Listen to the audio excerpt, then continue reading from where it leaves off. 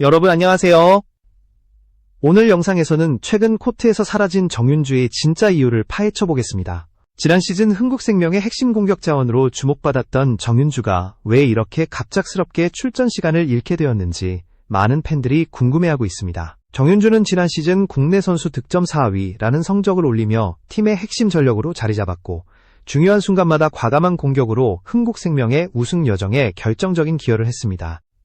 특히 김연경과 함께 코트를 지키며 공격 라인을 구성했던 모습은 팬들에게 강한 인상을 남겼습니다. 그러나 이번 시즌 상황은 완전히 달라졌습니다. 시즌 초반까지만 해도 교체로 투입되거나 간헐적으로 선발로 등장했지만 최근에는 단 한 세트조차 선발로 나서지 못하며 출전 시간이 크게 줄어든 상태입니다. 지난 4경기에서 기록한 득점은 단 8점에 불과하고 코트보다 워밍업 존에서 머무는 시간이 더 길어졌습니다. 여기서 잠시 시청해주신 여러분께 감사드립니다. 구독과 좋아요는 제가 앞으로 더 좋은 영상을 만드는 데 큰 힘이 됩니다. 팬들이 가장 궁금해하는 부분은 바로 이것입니다. 단순한 슬럼프라 보기에는 지나치게 급격한 변화인데 도대체 왜 정윤주는 코트에서 사라지게 된 것일까? 이 질문은 단순히 성적 하락으로 설명되지 않습니다. 경기 내용과 팀 내 역할 변화, 그리고 감독의 전술 철학이 맞물리면서 발생한 복합적인 현상이기 때문입니다.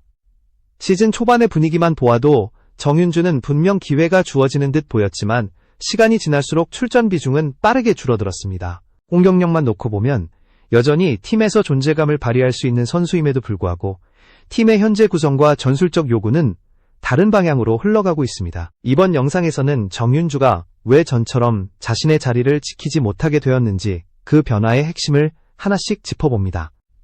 단순한 기술적 문제인지 아니면 전술적 재편 속에서 생긴 구조적 문제인지 또는 정신적인 요인까지 복합적으로 작용했는지를 세밀하게 분석해 앞으로의 가능성을 예측해 보겠습니다. 지난 시즌 정윤주가 보여준 활약은 많은 팬들과 관계자들에게 강렬한 인상을 남겼습니다. 그는 총 432점을 기록하며 국내 선수 득점 4위에 올랐고 흥국생명의 공격 라인에서 핵심 축을 맡았습니다. 특히 중요한 순간마다 김연경의 옆에서 과감한 스파이크를 꽂아 넣으며 팀의 흐름을 바꾸는 장면을 여러 차례 연출했습니다. 이 시기만 놓고 보면 정윤주는 확실히 팀의 차세대 에이스로 자리 잡는 듯 보였고 체계적인 성장 곡선을 그려나가고 있었습니다. 정윤주는 시즌 내내 꾸준한 출전 시간을 확보했고 경기 감각도 매우 안정적이었습니다. 김연경이 안정적인 리시브와 수비를 담당하며 팀의 중심을 잡아준 덕분에 정윤주는 공격에만 집중할 수 있는 환경을 갖추고 있었습니다. 이때의 경기 패턴은 단순 명확했습니다. 김연경이 수비를 책임지고 그 빈틈을 정윤주가 공격으로 메우는 구조였기 때문에 정윤주의 장점이 최대치로 발휘될 수 있었습니다. 그는 점프력과 스윙 속도에서 타고난 재능을 보여주며 상대 블로커를 압도하는 순간들을 자주 만들어냈습니다. 특히 지난 시즌 챔피언 결정전에서 정윤주는 결정적인 순간마다 득점을 올려 팀의 우승에 의미 있는 힘을 보탰습니다. 이 활약으로 그는 단순히 유망주가 아닌 즉시 전력감으로 평가되었고 시즌 종료 후에는 태극마크를 달고 국제무대에 서는 경험까지 쌓으며 더욱 성장할 발판을 마련했습니다. 많은 이들이 그를 다음 시즌 흥국생명의 주축 선수로 확신한 이유가 여기에 있습니다. 하지만 이 안정된 성장의 흐름은 이번 시즌 들어 단번에 변화했습니다. 지난 시즌과 완전히 다른 환경이 만들어졌고 그 변화가 정윤주에게 새로운 과제를 안겨주었습니다. 특히 팀 내 역할 구조가 바뀌면서 공격 외에 요구되는 기본기 부담이 커졌고 그 변화가 정윤주의 플레이 스타일과 지난 시즌에는 장점이 최대한 보호되는 시스템에서 뛰었다면 이번 시즌은 그 반대의 상황이 된 셈입니다. 정윤주에게 주어졌던 기대치는 결코 낮지 않았습니다. 팬들은 물론 코칭 스태프까지도 그가 더 큰 도약을 할 것이라 믿었습니다. 그러나 시즌 초반부터 보이기 시작한 미묘한 변화는 곧 그의 출전 시간 감소로 이어졌고 몇 경기 동안 이어진 제한된 기회는 결국 지금의 상황을 만들었습니다. 이러한 변화가 단순한 경기력 기복 때문인지 아니면 더 구조적인 문제에서 비롯된 것인지는 다음 단계의 분석에서 더욱 명확해집니다. 정윤주가 코트에서 사라지게 된 가장 큰 전환점은 요시하라 감독의 전술 철학 변화에서 시작되었습니다. 감독은 이번 시즌 흥국생명의 전체 스타일을 재정비하며 외국인 선수에 의존하지 않는 균형 잡힌 시스템을 구축하려 했고 그 과정에서 외곽 공격수에게 요구되는 조건이 크게 달라졌습니다. 단순히 공격만 잘한다고 해서 기회를 얻는 시대는 끝났고 수비와 연결, 리시브 안정성까지 갖춰야 한다는 기준이 강하게 적용되기 시작했습니다. 바로 이 지점에서 정윤주의 약점이 드러났습니다. 지난 시즌에는 김연경이 대부분의 리시브를 책임졌기 때문에 정윤주는 공격에만 집중할 수 있었습니다. 그러나 이번 시즌 김연경이 코트에 없는 상황에서 팀의 전술 구조는 완전히 달라졌습니다. 요시하라 감독은 외국인 선수 중심이 아닌 전체 포지션의 기본기 강화가 우선이라는 철학을 내세웠고, 이를 위해 어느 포지션이든 리시브와 디그는 반드시 일정 수준을 충족해야 한다고 강조했습니다. 이 철학 아래에서 공격만 뛰어난 선수는 선택의 폭이 좁아질 수밖에 없었습니다. 요시하라 감독은 공개적으로도 정윤주에게 더 많은 역할을 요구했습니다. 공격뿐 아니라 수비 라인에서 안정감을 주어야 하며 상대 서브를 견뎌낼 수 있는 기본기가 필수라고 언급했습니다. 실제로 그는 여러 인터뷰에서 공격력이 뛰어난 선수라도 수비가 흔들리면 팀 전체 리듬이 붕괴되기 때문에 기용이 어렵다고 밝힌 바 있습니다. 공격 성공률보다 리시브 효율과 디그의 정확도를 우선하는 방향으로 팀을 운영하겠다는 의지가 분명해졌습니다. 이 변화는 단순한 전술적 수정이 아닙니다. 한국생명은 이번 시즌 공격 라인뿐 아니라 수비 체계 전체를 재정비해야 하는 상황이었기 때문에 외곽 공격수의 부담이 더 커졌습니다. 상대팀들은 정윤주의 수비를 집중 공략했고, 플로터 서브나 타깃 서브에서 약점을 노출할 때마다 팀 전체의 공격 선택권이 제한되는 문제가 발생했습니다. 요시하라 감독이 기본기를 강조하는 이유는 결국 팀 전체 안정성을 최우선으로 삼기 때문입니다. 정윤주 입장에서 보면 자신의 강점은 온전히 공격에 맞춰져 있고, 지난 시즌에는 그 강점을 살릴 수 있는 환경이 존재했습니다. 하지만 이번 시즌 팀이 요구하는 방향과 정윤주의 플레이 스타일은 간극이 존재했고, 이 차이가 출전 시간 감소로 이어졌습니다. 특히 외곽 공격수에게 요구되는 수비 능력이 실전에서 완전히 충족되지 못한 것이 결정적인 감독의 철학이 요인이었습니다. 명확해진 순간 정윤주는 그 기준에서 벗어나며 점차 코트에서 멀어지게 되었습니다. 정윤주의 가장 근본적인 문제로 지적되는 부분은 기술적인 약점보다도 심리적인 기복이라는 점입니다. 데뷔 초기부터 그는 큰 경기에서 강한 모습을 보이기도 했지만 한번 실수가 나오면 표정이 굳고 움직임이 둔해지는 경향이 반복적으로 나타났습니다. 이러한 모습은 상대가 집중적으로 서브 타깃을 설정할 때 더욱 두드러졌고, 리시브 상황에서의 판단력 저하로 이어지며 팀 전체에도 부담을 주는 장면이 종종 연출되었습니다. 특히 이번 시즌에는 팀의 수비 구조가 불안정한 상황에서 정윤주에게 가해지는 심리적 압박이 더욱 커졌습니다.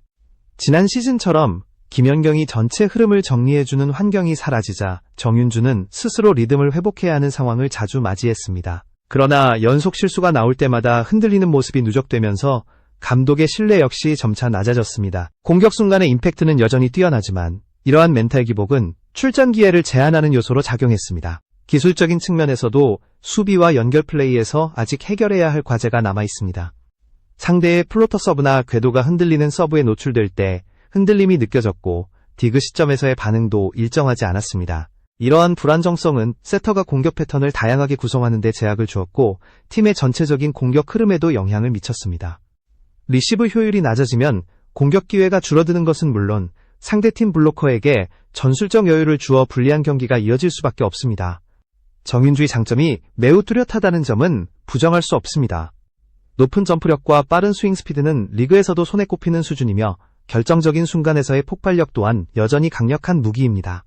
그러나 현재 흥국생명이 추구하는 방향은 단순한 화력 중심의 배구가 아니라 전체적인 안정감입니다. 강한 공격력보다 흔들리지 않는 리시브 라인과 세밀한 수비 체계가 우선되는 만큼 정윤주의 스타일은 지금의 팀 철학과 충돌하는 면이 존재했습니다.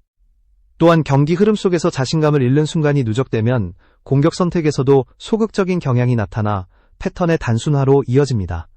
이러한 요소들은 감독이 요구하는 기준에서 벗어나기 때문에 안정적으로 경기를 운영해야 하는 시즌 중반부에는 더욱 엄격하게 적용될 수밖에 없습니다. 정윤주가 다시 코트에서 자신의 자리를 되찾기 위해서는 기술적인 보완뿐 아니라 경기 중 멘탈 관리 능력을 강화하는 것이 반드시 필요한 과제로 떠올랐습니다. 정윤주가 자리에서 밀려난 또 다른 핵심 배경은 팀 내 포지션 경쟁 구도 변화입니다. 이번 시즌 흥국생명은 외곽 공격수 라인을 전면적으로 재편하기 시작했고, 그 중심에는 김다은과 박민지가 있었습니다.